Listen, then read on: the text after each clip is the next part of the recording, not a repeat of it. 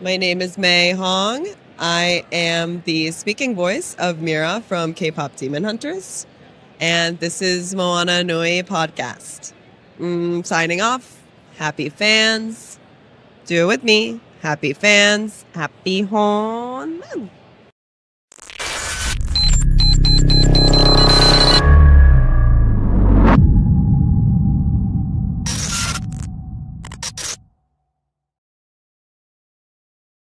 All right, James here with Moana Nui podcast with another celebrity guest here at Toylanta 2026. Get you to introduce yourself. Michael Charles Hill. All right, and for the audience who's not familiar, what is it that you do? Okay. The reason I'm here is about 40 years ago, I was a writer, producer at Sunbow, primarily for G.I. Joe and Transformers, and among many of my contributions to the franchise, I created COLD SLITHER. Yes. And wrote the song. And now it's, from my point of view, it's become popular again, although I didn't know that it was ever popular. It was and wasn't at the same time, if that makes sense. Because you're speaking to my childhood growing up on both of these giant IPs of the 80s. And to this day, I still know the words to COLD SLITHER. I don't know why I still know those words, but it was one of those weird things that just stood out and just like get stuck because it was a catchy tune. In the 80s, it probably was. I don't know. Did you think it was kind of corny or? Well, that was my intention because I was deliberately making fun of heavy metal music, right, which I was not a fan of. Okay. At the time that I pitched the idea, I did not know that I was going to have to write the song. Okay. When we were working on Gem, Sunbow had hired two women to write all the songs. So when you write the script and you get to a music video scene or a concert scene, you literally write in brackets, place song here. So I did the same thing for COLD SLITHER. So Joe Griffin and Tom Griffin, Joe Bacall, who owned Sunbow and an advertising agency in New York, used to come to LA once a month. Right. Business meetings, and then just check in on all of us at the office. So Friday afternoon, Joe comes into my office and said, "Where's this song?" I said, "Well, what do you mean, Joe?" And he says, "Well, it was your idea. I paid you to write the script. You wanted to have a song in it. I'm not going to pay a songwriter to write it. You have to write it." And I said, "Well, Joe, I don't really fancy myself a songwriter." Right. He says, "I don't care. I'm not paying anyone else to write it. I want it Monday morning." So on the drive home, I'd been panicking, but then I had an epiphany. I said, well, I'm making fun of heavy metal music. All I have to do is write a bad heavy metal song. How hard can that be? So that was my intention, but it wasn't until a couple of years ago, when I started doing these conventions, I realized I failed miserably because this is a catchy tune. It is catchy. And people like it. In fact, at Toylanta last year, I was sitting next to Sergeant Slaughter, and there was a vendor across the way, and he came up to me, and he said, "You're the guy that wrote COLD SLITHER, right?" I go, "Yeah." He says, "And you wrote the song, too, right?" And he pulls out his phone, and it's the ringtone on his phone. Wow. So every time he gets a phone call, he gets to listen to COLD SLITHER. Nice.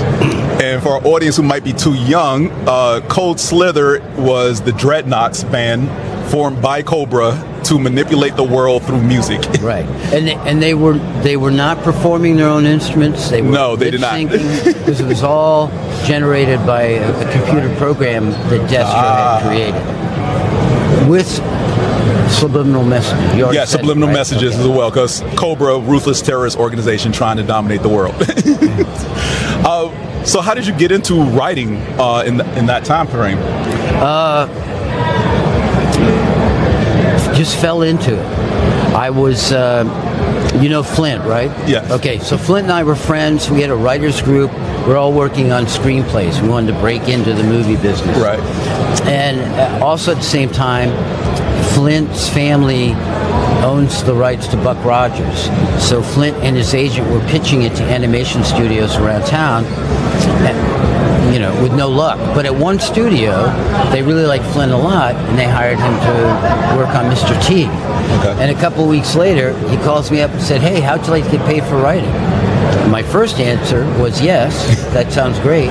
Second was, writing what? And he said, cartoons. I said, I don't know anything about writing for cartoons. Oh, it's easy. I've set up a meeting with you with the story editor. So I go into Ruby Spears, meet with the story editor. It was for a show called Dragon's Lair, Yes. which had been a Don Bluth video game. And ABC ordered 13 episodes, and I ended up writing 4. Nice. And I went, this is fun, because I had been working in film production. All right.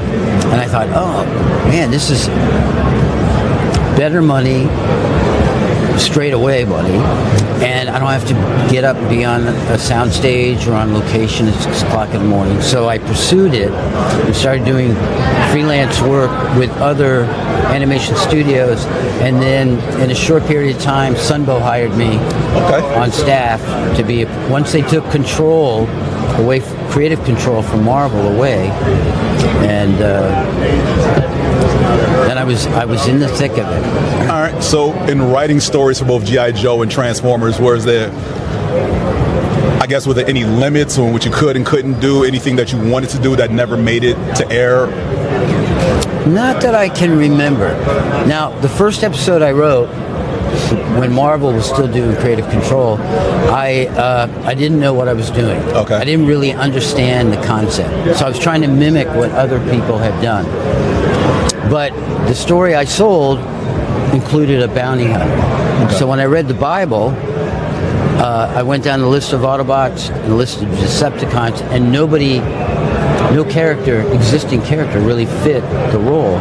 And because no one told me I couldn't create my own Transformer that wasn't a toy, right, I created DevCon. Now, on the other hand, Hasbro pretty much stayed out of... we didn't get notes from Hasbro, except I wrote an episode called 30 Seconds Over Megatron. Yeah. And Hasbro didn't like the title. Oh. They thought, it sounds too much like war. Now, and they wanted me to change it.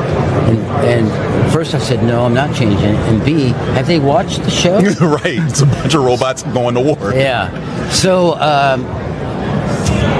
ultimately, I relented and I changed it to Starscream Brigade. But other than that, there really weren't any, other than the fact we couldn't kill anybody. Right. There really were no limitations that we had to live with. And we were pretty much making up the mythology as we went along. Yeah. And speaking of that, because again, you couldn't kill anyone on the cartoons, how did you feel when you saw the 2 movies where they actually killed off some of the characters? Oh, I thought it was great. Yeah, because I believed those robots existed in the real world. Right. Yeah, I had no problem with that at all. All right. Any projects or anything that you're working on at the moment that you can talk about? Something we can expect in the future? I'm writing a brand new Joe script for a live script reading at the Dallas-Fort Worth Joe Show in May. And recently I was hired to write a Bible for Army ants. They're making their comeback. And I wrote a comic book for it that hopefully, they're at the printers right now in China. So hopefully they'll be here soon. And in my next appearance, I'll have some with me. All right. And for the audience out there, can we get your socials where people can follow you on social media? Yes. Facebook is just my name, Michael Charles Hill. And Instagram is COLD SLITHER01. All right. I think that's all I've got. Anything you all want me to ask? Nothing at all? Okay. Well, now, doing conventions like this one, how does it feel to meet fans of the series that you wrote coming to you that grew up and got attached and have memories tied to all the things that you created? I think it's great. I love hearing their stories. I'm kind of in awe of what some of the things that we did meant to the fans that we weren't intentionally trying to do, because back in the 80s there was no internet, so we weren't getting any feedback at all for what we were doing, other than we knew how well we were doing in the ratings. So it's great to hear all their stories, and of course all the fans know, even though I was part of creating all of that, fans know far more about Transformers than I know. We might. Oh, you do. We try. Well, that's all to your good work, laying the foundation of these two wonderful franchises that are still beloved today. So we do thank you for that. Nope. Well, you're welcome. We even when we were working on it, we thought, oh, this show will be canceled in 2 years, and nobody will ever remember. We couldn't imagine. Oh yeah. The life that. Yeah. Well, thank you again for sitting down with us. I do appreciate it. Wow, this is again, thank you very much. I can't say enough because my brain is like all over the place right now, and I'm trying to stay focused while I'm sitting here. But thank you very much. I Sure. greatly appreciate it. And again, this is James with Michael Charles Hill, writer of Cold Slither. You'll be joining us soon, signing off for Moana Nui.